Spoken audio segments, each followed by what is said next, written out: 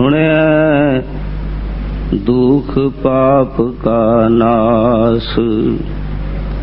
वाहिगुरु जी का खालसा, वाहिगुरु जी की फतेह। परम सत्कार योग सतगुरु सच्चे पातशाह जी की पावन हजूरी विच सुशोभित गुरु सारी साध संगत जीओ, साहिब श्री गुरु नानक देव जी महाराज जपजी दियां इन्हां पौड़ियां अंदर, जिन्हां नूं आम करके असीं सुणिया दियां पौड़ियां कहिंदे हां, क्योंकि इन्हां दा आरंभ सुणिया शब्द नाल हुंदा है। इन्हां चार पौड़ियां दे अंत विच ये लफज, ये पंक्तियां चार वार दोहराइयां गईयां हन। नानक भगतां सदा विगास, सुणिया दुख पाप का नाश। सिमरन नाल, सुनन नाल, परमात्मा की सिफत सलाह, उहदे गुण सुन के तुर अंदर वसाउण नाल सतगुरु कहंदे ने कि जिहड़े भगत बनदे हन उन्हां नूं सदीवी खेड़ा परम आनंद प्राप्त हुंदा है अते दुख पाप ये सब खत्म हो जाते ने। ते बंदा बड़ा हैरान हुंदा है कि ये किस तरह हो जाता है, क्योंकि जदों वो देखदा है धार्मिक इतिहास नूं, धर्म की दुनिया के प्रसंगां नूं, ते उहनूं कोई बंदा स्पेयर नज़र नहीं आता कि जिन्हों दुख ना वापरे होण, जिहदी जिंदगी विच सुख ते दुख चक्कर बन के ना आए होण, कोई ऐसा व्यक्ति उन्हों नज़र नहीं आता। इस करके जो बाणी विच इस तरह दीयां पंक्तियां वो पढ़दा है ते दुखां पापां दा नाश हो जाता है, ते उन्होंने बड़ी परेशानी होती है। वो कहता मैं भी अरदास कीती सी, मैं भी धर्म कर्म कीता है, मैं भी बाणी पढ़ी है, मेरे नाल ऐसा क्यों नहीं होया। थोड़ा इस संबंधी समझण की जरूरत है। एक शब्द है श्री गुरु ग्रंथ साहब जी दे अंदर, आम वरतदे हां असीं शब्द नूं, आम पढ़दे हां। सतगुरु कहंदे ने जिसके सिर ऊपर तू स्वामी, सो दुख कैसा पावै। बोल न जाने माया मद माता, मरना चीत न आवे। मेरे राम राय तू संतां का संत तेरे, तेरे सेवक कहो भौ किछ नाही, जम नहीं आवे नेरे। जे ते सिर्फ इस दे असीं अखरी अर्थ लै लईए ते माफ करना साडे पल्ले कुछ नहीं पैना। असीं क्योंकि अखरी अर्थां तो भी पिछे आ, इस करके सतगुरु जो गल कहिंदे ने साडी समझ विच किवें आएगी। असीं कहने हैं भी गुरु साहब कहंदे ने जिसके सिर ऊपर तू स्वामी, सो दुख कैसा पावै। पहली गल ते कि सिर उत्ते तो सारियां दे हैगा, ਇਹਦਾ मतलब नहीं कि किसी विशेष बंदे दे सिर उत्ते हैगा ते बाकियां ते नहीं हैगा। सिर उत्ते तो सारियां दे हैगा, पर सारे इस गल नूं असीं मनदे नहीं। सारियां दा इस गल ते भरोसा नहीं कि वो सिर उत्ते है। जिन्हां दा इस गल ते भरोसा है ना, उन्हां नूं दुख प्राप्त नहीं हुंदा। ते फिर असीं सोचदे हां भी लोकां नूं बंद बंद कटाने पै गए, तत्तियां तवियां ते बहना पै गया, देगां विच उबल गए, भुखां कटणियां पै गईयां। ये की कारण होया कि उन्हां नूं चेते नहीं सी, उन्हां दे अंदर एहसास नहीं सी। नहीं, उन्हां दे अंदर एहसास सी। ते जेड़े दुख दी गल सतगुरु सच्चे पातशाह कहंदे ने वो ये दुख नहीं है। असीं सिर दर्द, पेट दर्द, तकलीफ, इस तरह कष्ट, औखे समय सिर्फ इन्हां नूं दुख मनदे हां। पर जिहड़े भगत लोग ने, गुरमुख लोग ने, जिन्हां नूं रहस्य दा पता है, वो सिर्फ इस गल नूं दुख नहीं मनदे, क्योंकि ये गल तां आउणी है। बाणी विच श्री गुरु नानक देव जी का एक बचन है। सतगुरु कहंदे ने नानक बोलन झखना दुख छड़ मंगीए सुख। कहते ने साडा ये बोलना, साडा ये कहना, कथन एवें झख मारन वाली गल है भी असी दुखां नूं छड्ड के सिर्फ सुख मंगदे हां। मैं प्रमाण ते बड़े दे सकदा, लेकिन ध्यान इस गल वल दिवाउण लई सिर्फ 94 प्रमाण तुहाडे नाल साझे करने चाहुंदा ताकि असी बाणी दे सिद्धांत नूं फलसफे नूं समझ सकीए। माफ करना, जिन्ना चिर सानू बाणी दे असूल ते नेम नहीं पता लगदा उन्ना चिर जिन्ना मर्जी असी करी जाइए साडे गल समझ च नहीं पैनी। ते असी इत्थे गुरुद्वारे आउणे आ कुछ समझण लई, अपनी सूझ नूं कुछ विकास विच करन लई। सतगुरु कहंदे ने नानक बोलण झखना दुख छड्ड मंगीए सुख। दुख छड्ड के असी सुख मंगने आ, बड़ी सीधी जी गल है। पर सतगुरु कहंदे ने भी दुख छड्ड के सिर्फ सुख मंगी जाने झख मारन वाली गल है। अगली पंक्ति बड़ी ध्यान गोचरी है। सतगुरु कहंदे ने सुख दुख दोए दर कपड़े। उस वाहिगुरू दे दर वल्लों, उहदे वल्लों जिद्दां ये शरीर मिलिया, जिद्दां ये बाकी दे जीवन दे साधन मिले ने, सतगुरु कहंदे ने सुख ते दुख दो कपड़े मिले बंदे नूं पहनने ही पैणे ने, एड्रैस ने जीवन दे। सुख दुख दोए दर कपड़े पहरे जाए मनुख। और इस जीवन विच आण के ते मनुख अपनी सारी जिंदगी दे अंदर दुख ते सुख दे कपड़े पहनदा है। कोई जिंदगी स्पेयर नहीं है भी कोई आखे भी मैनू तो सिर्फ दुख आया तो सुख नहीं आया, कोई आखे मैनू सुख ही आया तो दुख नहीं आया। इस करके सतगुरु कहंदे भी ये झख मारनी, बार बार ये कहना भी मैनू दुख नहीं चाहिए सुख ही चाहिए। सतगुरु सच्चे पातशाह फैसला करते ने, कहंदे ने जिथे बोलण हारी है तिथे चंगी चुप। कहंदे एवें रौला पाउण दा की फायदा परमात्मा अगे, जद के उसने ये दुख सुख का विधान बनाया होया है ते असीं उहनूं कहने आ भी तू अपना कॉन्स्टिट्यूशन ही चेंज कर दे, तू अपना विधान ही बदल दे। फिर असीं परमात्मा दे भगत ते ना होए, परमात्मा दी रजा विच राजी रहण वाले ते ना होए। हुक्म दी गल तां साडी समझ विच ना आई।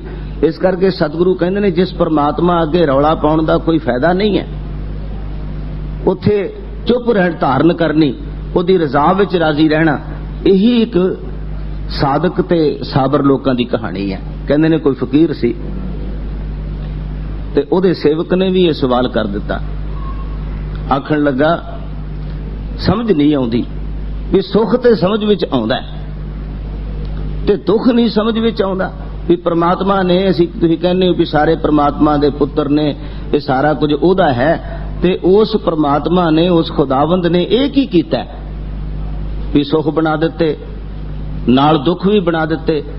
समझ नहीं आउंदी गल भी जे उन्हें ही बनाया सी सब कुछ, ते सब कुछ उहदे कोल हैगा, वो सुख ही सुख क्यों नहीं दे दिंदा। जिस वेले उन्हें सवाल किया ना मुरीद ने, सेवक ने, ते मुर्शिद कहन लगा कोई नहीं बच्चा समा आएगा तेनू दसांगे गल, तेन समझ आ जाएगी। आखन लगा चंगा। कुछ समय के बाद 2-4 दिन गुजर गए ते एक दरिया नूं उन्हां ने पार करना सी पत्तन तो, ते बेड़ी च बैठ गए ते कहंदे ने भी किश्ती वो खुद चलाउंदा सी, अपनी किश्ती रखी सी किनारे तो दूसरे किनारे तक जाण लई। फकीर ने किश्ती दे दोवें चप्पू फड़े ते चलाउण लग पिया, पर ऐन दरम्यान विच जाके जिथे पानी गहरा सी, जिथे घुमण घेरियां पैण दा भी डर सी, उथे जाके उन्हें एक चप्पू दिता छड्ड ते एक फेरी जावे। हुण बेड़ी तां 2 चप्पूआं नाल चलदी, एक नाल चलदी दी। वो बेड़ी ने सर्कल करने शुरू कर दिते, घुमण लग पई उत्थे एक थां ते मेरे वर्गा सेवक घबरा गया। आखण लगा डुबना जे, मरना जे, ये की हो रहा है? तुसीं जानदे हो चंगी तरह, जे तुसीं नहीं चलाउणा चाहुंदे तो मैनूं दसो, मैं चला लेना। मैनूं तुसीं चलाउण भी नहीं देंदे ते खुद एक ही कौतक कर रहे हो। आखण लगे तेरी गल दा जवाब दे रहा। वो कहण लगा कि दूसरा चप्पू संभाल लिया उन्हें। आखण लगा देखिया नहीं तू तमाशा कि एक चप्पू नाल बेड़ी चलदी ही नहीं, घूमी जाती है। इसे तरह ये जीवन का जिहड़ा संसार का जिहड़ा चक्कर है ना भाई, ये परमात्मा ने दुख सुख दे चप्पूआं नाल चलाया ते इहदे नाल ही चलना है। ਇਹ ਸੰਸਾਰ ਦੀ ਖੇਡ ਹੈ ਉਹਦੀ, ਤੇ ਉਹਦੀ ਖੇਡ ਇਹ ਇਹਨਾਂ ਚੱਪੂਆਂ ਨਾਲ ਹੀ ਚੱਲਣੀ ਹੈ। ਤੇ ਜੇ ਤੂੰ ਕਵੇਂ ਵੀ ਇੱਕ ਚੱਪੂ ਪ੍ਰਮਾਤਮਾ ਹਟਾ ਦੇਵੇ ਤੇ ਭਾਈ ਖੇਡ ਤੇਰੀ ਨਹੀਂ, ਖੇਡ ਉਹਦੀ ਹੈ ਤੇ ਚਲਾਉਣੀ ਉਹਨੇ ਹੈ। ਬੰਦੇ ਨੂੰ ਸਮਝ ਨਹੀਂ ਆਉਂਦੀ। ਇਸ ਕਰਕੇ ਸਤਿਗੁਰੂ ਸੱਚੇ ਪਾਤਸ਼ਾਹ ਕਹਿੰਦੇ ਨੇ ਸੁਖ ਕਉ ਮੰਗੈ ਸਭ ਕੋ, ਦੁੱਖ ਨਾ ਮੰਗੈ ਕੋਏ, ਤੇ ਸੁਖ ਹੈ ਕਉ ਦੁੱਖ ਅਗਲਾ, ਮਨਮੁਖ ਬੂਝ ਨਾ ਹੋਏ। ਕਹਿੰਦੇ ਨੇ ਸੁਖ ਨੂੰ ਸਾਰੇ ਮੰਗਦੇ ਨੇ, ਦੁੱਖ ਕੋਈ ਮੰਗਦਾ ਨਹੀਂ। ਤੇ ਕਈ ਵਾਰੀ ਐਸਾ ਹੁੰਦਾ ਵੀ ਸੁਖ ਮੰਗਦਿਆਂ ਦੁੱਖ ਬਹੁਤਾ ਝੋਲੀ ਵਿੱਚ ਪੈ ਜਾਂਦਾ। ਸੁਖ ਹੈ ਕਉ ਦੁੱਖ ਅਗਲਾ, ਮਨਮੁਖ ਬੂਝ ਨਾ ਹੋਏ। ਤੇ ਮਨਮੁਖ ਬੰਦਾ ਜਿਹੜਾ ਨਾ, ਉਹਨੂੰ ਇਸ ਦੀ ਸਮਝ ਨਹੀਂ ਪੈਂਦੀ। ਤੇ ਸਤਿਗੁਰੂ ਕਹਿੰਦੇ ਨੇ ਸੁਖ ਦੁੱਖ ਸਮ ਕਰ ਜਾਣੀਐ, ਸ਼ਬਦ ਭੇਦ ਸੁਖ ਹੋਏ। ਕਹਿੰਦੇ ਨੇ ਸੁਖ ਦੁੱਖ ਨੂੰ ਸਮਾਨ ਕਰਕੇ ਸਮਝੀਏ ਵੀ ਇਹ ਪਰਮਾਤਮਾ ਵੱਲੋਂ ਆਏ ਹੋਏ ਨੇ, ਤੇ ਸਮਝੇ ਤਾਂ ਜਾ ਸਕਦੇ ਨੇ ਸ਼ਬਦ ਭੇਦ ਸੁਖ ਹੋਏ। ਜੇ ਸ਼ਬਦ ਵਿੱਚ ਬਾਣੀ 'ਚ ਆਪਣੇ ਆਪ ਨੂੰ ਵਿੰਨ ਕੇ ਤੇ ਇਸ ਆਤਮਿਕ ਰਹੱਸ ਨੂੰ ਜਾਣ ਕੇ ਤੇ ਫਿਰ ਉਹ ਆਤਮਿਕ ਸੁਖ ਮਿਲੇਗਾ। ਤੇ ਤਾਂ ਜਾ ਕੇ ਉਹ ਗੱਲ ਬਣੇਗੀ ਬਈ ਮਨੁੱਖ ਜਿਹੜਾ ਹੈ, ਗੁਰਮੁਖ ਗੁਰਸਿੱਖ ਜਿਹੜਾ ਹੈ, ਉਹ ਫਿਰ ਕੋਈ ਵੀ ਦੁੱਖ ਕੋਈ ਵੀ ਔਕੜ ਆਵੇ ਰਜ਼ਾ ਵਿੱਚ ਰਾਜ਼ੀ ਰਹਿਣ ਦੀ ਗੱਲ ਸਿੱਖ ਲਏਗਾ। ਘਬਰਾਹਟ ਨਹੀਂ ਉਹਦੇ ਅੰਦਰ ਪੈਦਾ ਹੋਏਗੀ ਵੀ ਉਹਦੇ ਕੋਲ ਕਮੀ ਹੈ, ਤੋਟਾ ਹੈ, ਘਾਟਾ ਹੈ, ਸਭ ਕੁਝ ਬਰਦਾਸ਼ਤ ਕਰ ਗੁਜ਼ਰੇਗਾ। ਤੇ ਮਨੁੱਖ ਕਹਿੰਦਾ ਨਹੀਂ, ਇਹ ਤਾਂ ਮੈਂ ਨਹੀਂ ਕਰ ਸਕਦਾ। ਸਤਿਗੁਰੂ ਸੱਚੇ ਪਾਤਸ਼ਾਹ ਕਹਿੰਦੇ ਨੇ ਕਿ ਭਾਈ ਜਿਹਦੇ ਉੱਤੇ ਵਾਹਿਗੁਰੂ ਅਕਾਲ ਪੁਰਖ ਹੈ ਨਾ, ਉਹ ਇਹਨਾਂ ਦੁੱਖਾਂ ਨੂੰ ਕੁਝ ਸਮਝਦਾ ਹੀ ਨਹੀਂ। ਤੇ ਉਹਨੂੰ ਜਿਹੜਾ ਜੰਮਣ ਮਰਨ ਦਾ ਦੁੱਖ ਹੈ, 84 ਦੇ ਚੱਕਰ ਦਾ ਦੁੱਖ ਹੈ, ਉਹ ਨਹੀਂ ਵਾਪਰਦਾ। ਇਹ ਦੁੱਖ ਉਸ ਨੂੰ ਨਹੀਂ ਆਉਂਦਾ। ਬੋਲ ਨਾ ਜਾਣੈ ਮਾਇਆ ਮਦ ਮਾਤਾ, ਉਹ ਮਾਇਆ ਦੇ ਨਸ਼ੇ ਵਿੱਚ ਚੂਰ ਹੋ ਕੇ ਹੰਕਾਰ ਵਿੱਚ ਕੋਈ ਗੱਲ ਨਹੀਂ ਕਰਦਾ ਕਿ ਮੈਂ ਬੜਾ ਸਿਆਣਾ ਹਾਂ, ਮੈਂ ਆਹ ਕਰ ਦਿਆਂਗਾ, ਮੈਂ ਉਹ ਕਰ ਦਿਆਂਗਾ। ਉਹਨੇ ਕਦੇ ਇਹ ਗੱਲ ਨਹੀਂ ਸੋਚੀ, ਇਸ ਬਾਰੇ ਉਹਦੇ ਅੰਦਰ ਧਿਆਨ ਕਦੇ ਆਉਂਦਾ ਹੀ ਨਹੀਂ। ਬੋਲ ਨਾ ਜਾਣੈ ਮਾਇਆ ਮਦ ਮਾਤਾ, ਮਰਨਾ ਚੀਤ ਨਾ ਆਵੇ। ਇੱਕ ਗੱਲ ਯਾਦ ਰੱਖਣੀ, ਧਰਮ ਦੀ ਦੁਨੀਆ 'ਚ ਦੋ ਪ੍ਰਕਾਰ ਦੀ ਹੀ ਮੌਤ ਹੈ ਤੇ ਦੋ ਪ੍ਰਕਾਰ ਦਾ ਹੀ ਜੀਵਨ ਹੈ। ਇੱਕ ਤੇ ਸਰੀਰ ਦੀ ਮੌਤ ਹੈ ਤੇ ਸਾਰੇ ਹੀ ਮਰਦੇ ਆ। ਇੱਕ ਹੈ ਆਤਮਿਕ ਮੌਤ। ਉਹ ਕੀ ਹੈ ਕਿ ਮਨੁੱਖ ਵਿਕਾਰਾਂ ਵਿੱਚ ਮਰਦਾ, ਮਨੁੱਖ ਗੁਨਾਹਾਂ ਵਿੱਚ ਮਰਦਾ, ਔਗਣਾਂ 'ਚ ਕੁਕਰਮਾਂ 'ਚ ਮਰਦਾ ਹੈ। ਉਹਦੇ ਅੰਦਰੋਂ ਇਨਸਾਨੀਅਤ ਖਤਮ ਹੋ ਜਾਂਦੀ, ਮਨੁੱਖਤਾ ਖਤਮ ਹੋ ਜਾਂਦੀ ਹੈ। ਭਗਤ ਜਿਹੜਾ ਹੈ ਉਹ ਕੋਸ਼ਿਸ਼ ਕਰਦਾ ਹੈ ਕਿ ਮੈਂ ਆਤਮਿਕ ਮੌਤ ਨਾ ਮਰਾਂ, ਸਰੀਰ ਦੀ ਮੌਤ ਬੇਸ਼ੱਕ ਹੋ ਜਾਏ।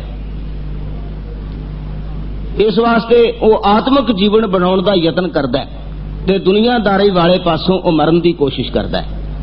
ਕਹਿੰਦਾ ਸਰੀਰ ਜਿਹੜਾ ਭਾਵੇਂ ਲੱਗ ਜਾਏ ਲੇਖੇ, ਲੇਕਿਨ ਆਤਮਿਕ ਜੀਵਨ ਬਚਣਾ ਚਾਹੀਦਾ ਹੈ। ਕਬੀਰ ਨੇ ਇਹ ਗੱਲ ਲਿਖੀ ਹੈ। ਉਹ ਕਹਿੰਦੇ ਨੇ ਸਾਰੇ ਹੀ ਬੰਦੇ ਅਸੀਂ ਚਾਹੁੰਦੇ ਆ ਅਮਰ ਜ਼ਿੰਦਗੀ, ਵੀ ਹਾਂ ਅਮਰ ਹੋ ਜਾਈਏ। ਕੋਈ ਨਹੀਂ ਚਾਹੁੰਦਾ ਕਿ ਮੈਂ 84 ਦੇ ਗੇੜ ਵਿੱਚ ਪਵਾਂ। ਮੰਗ ਸਾਰਿਆਂ ਦੀ ਅਮਰ ਹੋਣ ਦੀ ਹੈ। ਤੇ ਕਬੀਰ ਕਹਿੰਦੇ ਨੇ ਸਦ ਜੀਵਨ ਭਲੋ ਕਹਾਹੀ। ਸਦ ਜੀਵਨ ਤੋਂ ਮਤਲਬ ਹੈ ਸਦੀਵੀ ਜੀਵਨ। ਸਦੀਵੀ ਜੀਵਨ ਚੰਗਾ ਕਿਹਾ ਜਾਂਦਾ। ਕਹਿੰਦੇ ਨੇ ਅਮਰ ਜ਼ਿੰਦਗੀ, ਅਮਰ ਤੇ ਇਸੇ ਲਈ ਛਕਣਾ ਹੈ ਕਿ ਅਮਰ ਹੋ ਸਕੀਏ। ਅਮਰ ਇਸ ਤਰ੍ਹਾਂ ਨਹੀਂ ਕਿ ਸਰੀਰ ਸਦਾ ਲਈ ਰਹੇ।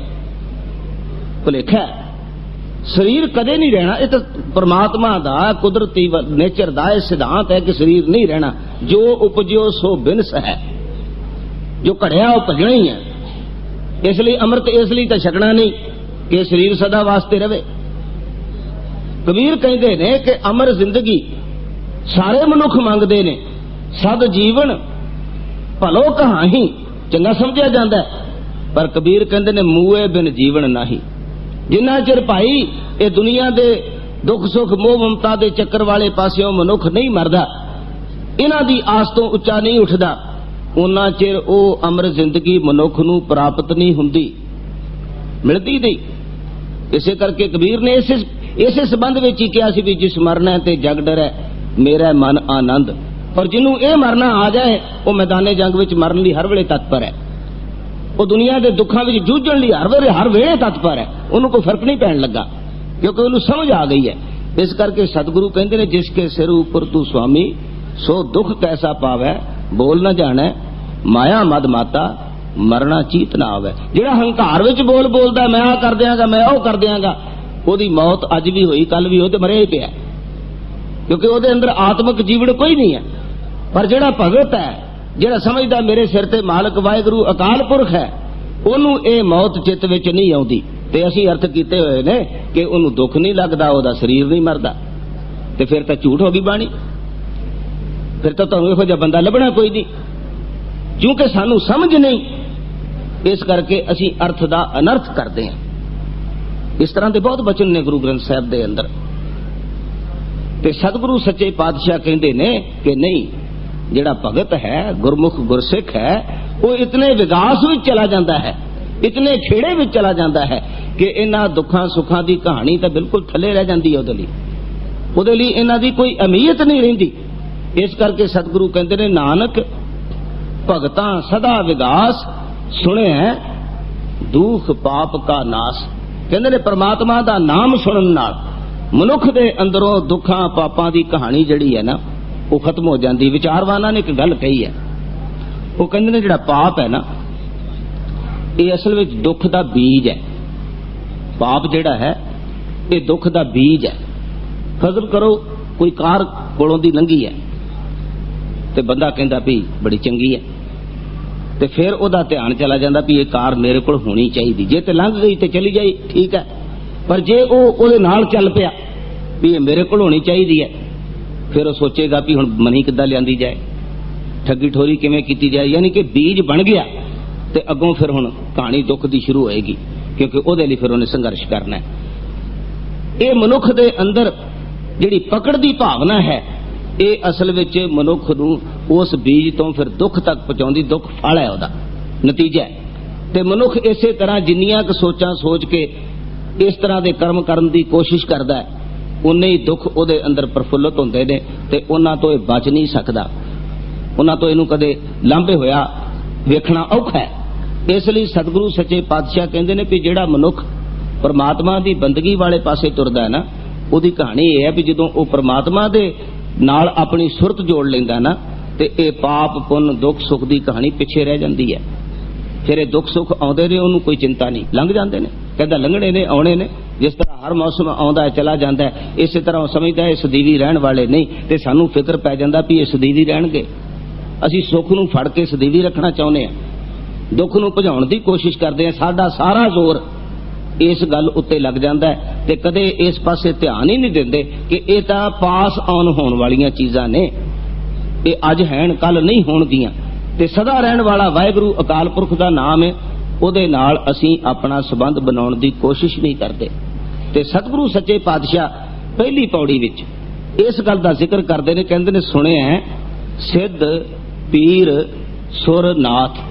कहंदे ने जे सुनन नाल, जे परमात्मा दा नाम ध्यान नाल सुन लिया जाए तां जिहड़ी पदवी सिद्धां नूं पीरां नूं देवतियां ते नाथां नूं बड़ी तगड़ी घालना ते तपस्या तो बाद प्राप्त हुंदी है। वो कहंदे ने सुनना भी एक तप है, जे कोई ठीक ढंग नाल सुन ले तो वो अवस्था सुनन नाल ही प्राप्त हो जाती है। सुनिया धरत धवल आकाश, ते सुनन नाल ही इस गल दी सोझी पैंदी है कि इस धरती ते आकाश दा जिहड़ा धवल आसरा है ना वो वाहिगुरू अकाल पुरख आप है। सुनिया दीप लो पाताल, ते सुनन नाल इस पासे जो ध्यान जाता है परमात्मा की वडियाई सुनने वाले पासे, तो फिर पता लगता है कि कितने धरती दे दीप, कितने पाताल, कितने लो, ये सारे दे सारे अनगिणत उस वाहिगुरू अकाल पुरख की कुदरत ने। उसकी कुदरत का विस्तार मनुख नूं समझ पैंदा है। ते अंत विच कहंदे ने सुने है ओह न सकै काल। कहंदे ने इस ध्यान विच जुड़िया उस मनुख उत्ते काल जिहड़ा मौत जिहड़ी है वो फिर उस बंदे नूं पोह नहीं सकती, भाव वो मनुख मौत के अधिकार विचों निकल जाता है। वो मनुख मौत के अधिकार विचों निकल के ते मुक्त अवस्था विच पहुंच जाता है। सतगुरु सच्चे पातशाह ने सानू प्रेरणा की कि असीं पूरे ध्यान नाल पूरी एकाग्रता नाल वाहिगुरू अकाल पुरख नूं चेते करिए, ओदी सिफत ध्यान नाल सुनिए, ताकि ये अवस्था सुनन नाल सानू प्राप्त हो सके। ये गल थोड़ा विस्तार मंगदी है। सुनिए पोह न सकै काल, कल आने वाले समय अंदर ਇਸ ਦੇ ਸੰਬੰਧੀ ਕੁਝ ਹੋਰ ਬੇਨਤੀਆਂ ਤੁਹਾਡੇ ਨਾਲ ਸਾਂਝੀਆਂ ਕਰਾਂਗਾ। ਅੱਜ ਦੀ ਵਿਚਾਰ ਨੂੰ ਸਮੇਂ ਅਨੁਸਾਰ ਇੱਥੇ ਹੀ ਸਮਾਪਤ ਕਰਦਾ ਹੋਇਆ ਖਿਮਾ ਦਾ ਜਾਚ ਕਹਾਂ। ਵਾਹਿਗੁਰੂ ਜੀ ਕਾ ਖਾਲਸਾ, ਵਾਹਿਗੁਰੂ ਜੀ ਕੀ ਫਤਿਹ।